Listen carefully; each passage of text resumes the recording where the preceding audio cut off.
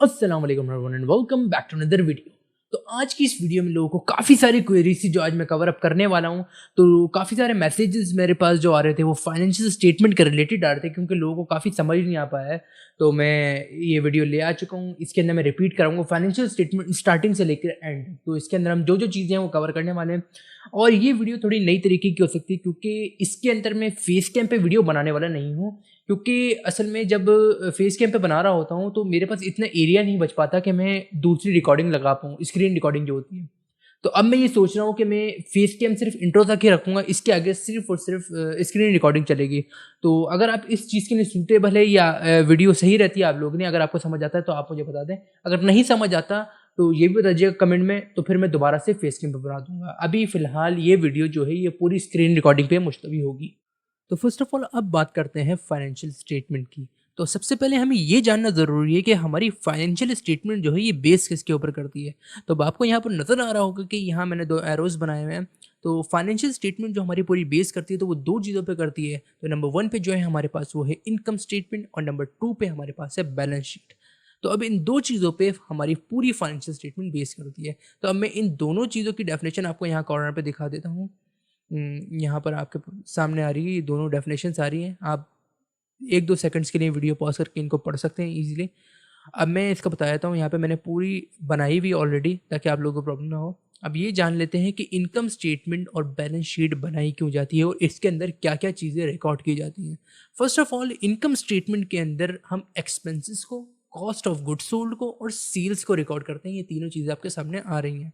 उसके बाद अब बैलेंस शीट की जहाँ बात की जाए तो बैलेंस शीट के अंदर हम एसेट्स, लायबिलिटीज़ और कैपिटल्स को रिकॉर्ड करते हैं। तो ये तीनों चीज़ें हमारे पास रिकॉर्ड की जाती हैं, और इसके अंदर एक शर्त है कि हम नॉन करंट एसेट और करंट एसेट दोनों को रिकॉर्ड करते हैं। ये आपने नॉन करंट एसेट और करंट एसेट मैंने आपको बताया है। एक बार फिर से रिपीट करता हूँ। नॉन करंट एसेट्स वो होते हैं जो साल के बाद, मतलब मिसाल के तौर पे जो हमारे पास इस साल में जो खर्चा नहीं होने वाला अगले साल तक जाएगा तो उसे नॉन करंट एसेट कहते हैं। जो करंट एसेट होते हैं वो साल के अंदर अंदर होने वाले अखराजात, उसे करंट एसेट कहते हैं। तो करंट और नॉन करंट एसेट उम्मीद है आप लोगों को पता होगा। तो ये दोनों चीज़ें इसके अंदर रिकॉर्ड की जाती है। मिसाल के तौर पे बैलेंस शीट बनाई जाएगी तो एसेट के अंदर करंट एसेट भी रिकॉर्ड की जाएंगे, नॉन करंट एसेट्स भी रिकॉर्ड की जाएंगे। तो मैं इसका जो प्रूफ है वो मैं नीचे दिखाऊंगा, क्योंकि मैंने बैलेंस शीट नीचे बनाई हुई है। जैसे अब मैं यहाँ दिखाऊंगा आपको कि एक एसेट का कॉलम है, इसके अंदर यहाँ पे करंट एसेट का कॉलम आ गया और ये नॉन करंट एसेट का कॉलम आ गया। अब इसी तरह अब मैंने कहा था आपको कि लाइबिलिटीज़ भी रिकॉर्ड की जाएंगी, ये रही। तो अब लाइबिलिटीज़ के नीचे कॉलम में आ जाते हैं, तो हमें यहाँ पर करंट लाइबिलिटीज़ आ गई, उसके नीचे आ गई हमारी नॉन करंट लाइबिलिटीज़। तो इसी तरह ये सारी चीज़ें रिकॉर्ड करते हुए जाएँगे। अब बैलेंस शीट की जहाँ वो इनकम स्टेटमेंट की जहाँ तक बात की जाए, तो एक्सपेंसेस और कॉस्ट ऑफ सेल्स और सेल्स, इसके अंदर भी करंट और नॉन करंट एसेट का काम है। तो अब नीचे आ जाते हैं यहाँ पर अगली चीज़ पे, जो हमारा एक तरीका है समझने का इनकम स्टेटमेंट को। वो तरीका जो है मैंने यहाँ ऑलरेडी पूरा कॉपी किया हुआ है। तो इसको आप एक बार देखें। और अगर मैं आपको बताऊं कि ये जो तरीका है ये आपके एग्ज़ाम में ये वाला तरीका नहीं पूछा जाता। एग्ज़ाम का जो तरीका है आपको एग्ज़ाम में इस तरह बनाना है। एग्ज़ाम के अंदर आपसे सवाल पूछा जाएगा इनकम स्टेटमेंट, इस तरह का एक कॉलम बना हुआ आएगा, अकाउंट्स यहाँ लिखे हुए होंगे आपके पास सारे, और यहाँ डेबिट और क्रेडिट लिखे हुए आएंगे। ये जो यहाँ चीज़ बनाई है मैंने, ये समझाने के लिए बनाई है पूरी। अब सबसे पहले आपको करना क्या है, ये जो है इससे पूरा आपने समझना है। उसके बाद आपको घबराना नहीं है, क्योंकि एग्ज़ाम में जो क्वेश्चन किया जाता है वो इस मेथड से किया जाता है, इस वाले मेथड से। यहाँ पे डेबिट और क्रेडिट इस तरह पे यहाँ पे सारे अमाउंट्स लिखे होते हैं। तो इस तरह आपसे क्वेश्चन किया जाएगा। तो सबसे पहले अब इनकम स्टेटमेंट को समझ लेते हैं थोड़ा-सा।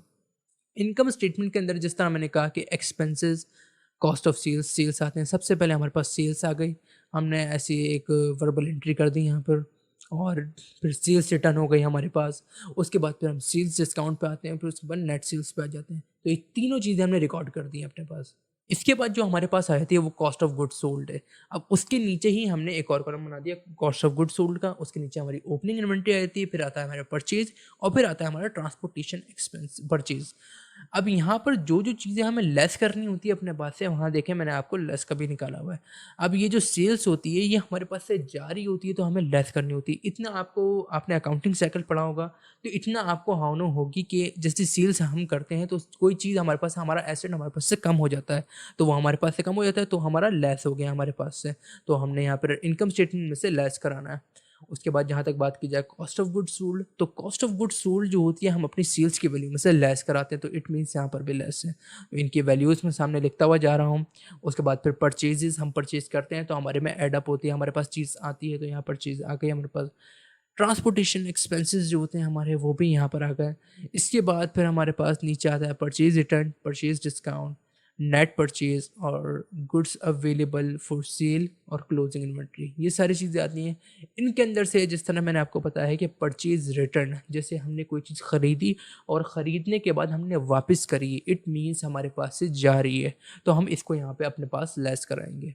उसके बाद अगर बात की जाए नीचे परचेज डिस्काउंट की, परचेज डिस्काउंट हमें मिलता है मीन्स कि जैसे मैं कोई चीज़ परचेज़ कर रहा हूँ, वहाँ से मुझे डिस्काउंट मिला, तो जितने की भी चीज़ खरीद रहा था मैं, तो उस कीमत में से कुछ पैसे कम हो गए, इट मीन्स पैसे कट गए उसके अंदर से, तो ये परचेज डिस्काउंट हम लेस कराएंगे। उसके बाद हमारे पास आता है क्लोजिंग इन्वेंट्री।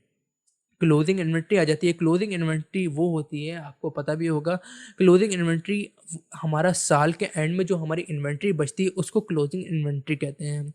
तो क्लोजिंग इन्वेंट्री को हम लेस कराते हैं। अगर आपने स्टार्टिंग से, मैं हमेशा कहता आता हूँ कि अगर आपने स्टार्टिंग से अगर आप पढ़ते हुए आ रहे हैं अकाउंटिंग साइकिल, तो आपको ये पता होगा कि क्लोजिंग को एंड में लेस कराया जाता है, तो हम यहाँ से लेस कर देंगे। इसके बाद फिर हमारे पास आता है कॉस्ट ऑफ गुड सोल्ड। ये आ गया इसकी जो टोटल वैल्यू जो है, अब जो हम सम अप करते हुए आए हैं, अब हमारे पास एक कॉस्ट ऑफ गुड्स सोल्ड की वैल्यू निकल के आ जाएगी। उसके बाद फिर हमें निकालना होता है जीपी, तो हमारे पास टोटल हमारे पास जीपी निकल के आता है। अभी मैंने ये आपको बताना भूल गया कि इनकम स्टेटमेंट बनाया किस लिए जाता है और किस चीज़ के लिए बनाया जाता है, तो मैंने यहाँ पर एक ये लिखा हुआ है एक बॉक्स के अंदर कि इनकम स्टेटमेंट नेट प्रॉफिट और ग्रॉस प्रॉफिट के लिए बनाया जाता है। अब हमने ये सारी कैलकुलेशन करने के बाद, मतलब सेल्स करी हमने, परचेजेस करी, ओपनिंग और क्लोजिंग, ये सब करने के बाद अब हमारे पास जीपी निकल कर आ गया है, इट मीन्स हमारे पास ग्रॉस प्रॉफिट आ गया है। तो अब हमें क्या निकालना है, अब हमें नेट प्रॉफिट निकालना है। तो अब नीचे हम एक्सपेंस, अब अब आपको ये समझना पड़ेगा कि मैंने काफ़ी वीडियोज़ में मैंने आपको बताया भी है कि नेट प्रॉफिट और ग्रॉस प्रॉफिट कैसे निकाला जाता है।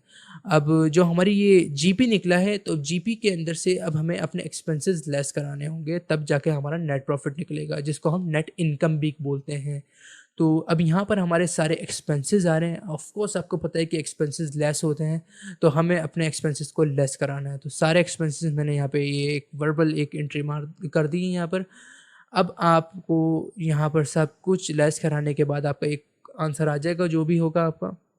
उसके बाद जो आपकी अदर इनकम है, कुछ भी अदर इनकम हो सकती है आपकी, आपकी पास प्रॉफिट भी हो सकता है, काफ़ी सारी इनकम हो सकती है, रिटेन अर्निंग भी हो सकती है आपकी, तो यहाँ पर वो ऐड अप हो जाएंगी। उसके बाद आपका टोटल नेट प्रॉफिट निकल के आ जाएगा, जिसको हम नेट इनकम भी कहते हैं। तो ये एक तरीका है इनकम स्टेटमेंट का। और अगर बात की जाए बैलेंस शीट की, तो बैलेंस शीट के अंदर मैंने आपको बताया था कि ये 3 चीज़ों की एंट्री की जाती है। तीनों के अंदर करंट एसेट्स भी हो सकते हैं, नॉन करंट एसेट्स भी हो सकते हैं। लायबिलिटीज़ की बात की जाए तो करंट लायबिलिटीज़ भी हो सकती हैं, नॉन करंट लायबिलिटीज़ भी हो सकती हैं। कैपिटल की बात की जाए तो नॉन करंट कैपिटल भी हो सकता है और करंट कैपिटल्स भी हो सकता है। अब बात की जाए तो ये बैलेंस शीट नज़र कैसे आती है? तो फर्स्ट ऑफ ऑल यहाँ पर आपको एक बैलेंस शीट नज़र आ रही होगी। ये पूरी बैलेंस शीट मैंने पहले से ही कंप्लीट करके रखी हुई है। तो और इससे पहले मैं ये वीडियो में कवर भी करा चुका हूँ। अगर आपने वो वीडियो नहीं देखी है तो आप वो जाके देख सकते हैं, उसके अंदर मैंने बैलेंस शीट को पूरा समझाया है। तो सबसे पहले अब यहाँ पर आप बैलेंस शीट के स्टार्टिंग पे गौर करें तो मैंने एक एसेट की हेडिंग डाली हुई है। एसेट के नीचे मैंने करंट एसेट, उसके नीचे नॉन करंट एसेट्स की, मतलब एक एसेट का पूरा खाना है जिसके अंदर मैंने दोनों एसेट्स का लिख दिया, करंट भी और नॉन करंट भी। उनकी सारी वैल्यूज़ आ रही हैं, उनके अमाउंट्स आ रहे हैं, उनके अकाउंट्स आ रहे हैं। सारा सम अप करने के बाद यहाँ पे इनके आंसर्स भी लिखे हुए हैं मैंने। उसके बाद इसी तरह सेम तरीके से मैंने करंट लायबिलिटी और नॉन करंट लायबिलिटी का भी करा हुआ है। अब यहाँ पे आप देख सकते हैं सेम वही तरीका अपनाया गया है। यहाँ पर लास्ट में सम अप भी हुआ हुआ है, करंट लायबिलिटी भी आई हुई है और नॉन करंट लायबिलिटी भी आई हुई है। अब अगर बात की जाए तो हमारा टोटल एसेट का, तो यहाँ पर दोनों का मैंने सम अप करके निकाल दिया है। मीन्स कि हमारे पास टोटल एसेट्स हमारे पास इतने थे 89,000 के, और हमारे नॉन करंट एसेट जो थे वो हमारे पास 3,73,000 के थे। तो मैंने दोनों यहाँ पर मतलब एक अच्छी, मतलब ज़्यादा देखने के लिए नहीं, मैंने एक फाइनल अकाउंट बना दिया टोटल एसेट्स का और टोटल लाइबिलिटीज़ का। तो मतलब हमारे पास दोनों चीज़ें लिखी हुई आ रही हैं, टोटल एसेट्स भी लिखे हुए आ रहे हैं, टोटल लाइबिलिटीज़ भी लिखी हुई आ रही हैं। तो दोनों के आ रहे हैं, देखें दोनों के आंसर्स भी आ रहे हैं और दोनों का सम अप भी आ रहा है उसके बाद। तो इस तरह बैलेंस शीट और इनकम स्टेटमेंट बनाया जाता है। अब मैंने काफ़ी डिटेल में, मुझे लगता है मैंने आप लोगों को समझा दिया है।